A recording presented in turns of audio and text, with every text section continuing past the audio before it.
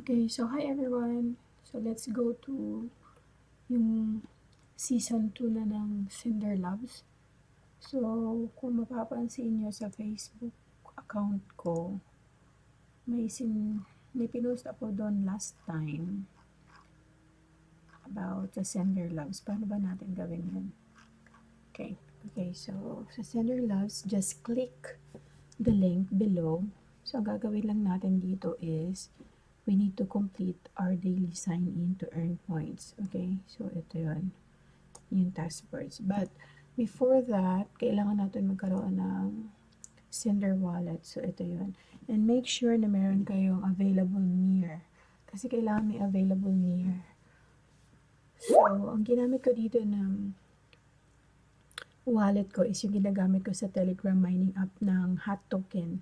So, meron ng near yun. That's why, ayan, nagamit ko na siya right now. So, from here, after daily sign-in natin, dito makikita nyo yung points. Ayan. And then, after that is yung candy box. Once na nag-open tayo ng candy box, makaka-open lang tayo ng box kapag nag-sign in tayo. Tapos, makaka-earn tayo ng random points, mga near meme coins. And pwede din tayong manalo ng near token. Enjoy your sweet journey with us. So, ganito nangyari sa akin. Ang napanalunan ko is ito.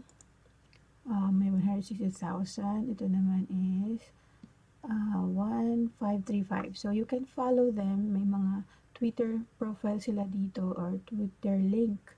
Pag click nyo yan, didiretso kayo dun sa kanilang Twitter profile. So, pwede na natin sila i-follow. Yeah. You can follow them. Ayan. So, here, nanalo din ako nitong dragon na to. Meme token nila yan. Yung Loncon.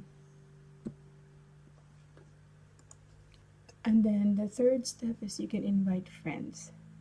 So, if you like. So, if you like to join, you can use my invite code. Here, nasa description na lang ilalagay ko. Okay?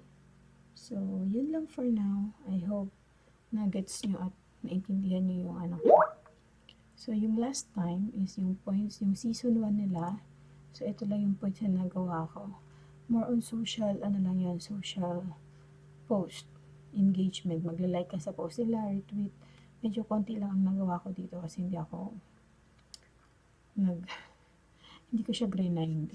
So, for now, yung points reward natin, try natin i-grind. So, ang conversion niya is coming soon. So, not sure kung sana maging okay. So, yun lang. Bye!